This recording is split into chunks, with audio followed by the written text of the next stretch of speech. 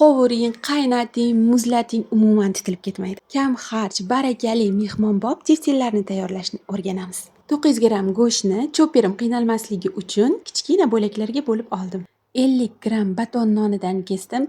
Liposhka yoki toster nonlaridan ham foydalanish mumkin. Tiftilning yumshoq chiqish sabablaridan biri bu sut.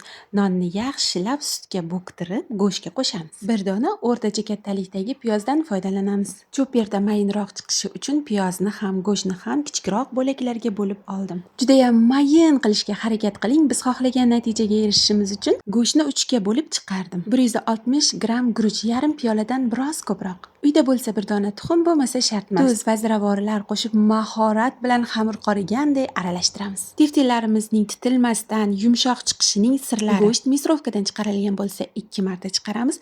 Choperdan foydalansa nihoyatda mayin bo'lishiga ahamiyat qaratamiz. Nonni sutda bo'ktirishimiz tiftilning yumshoq chiqishida muhim ahamiyatga ega. Pishirganda shakli buzilmasdan, titilib ketmasdan, chiroyli tiftillar chiqishini xohlasangiz, erinmasdan go'shtga ishlov berayotganda tepadan pastga urib ishlov bering. Morozelnigimga sig'adigan patnisimni strichlab oldim.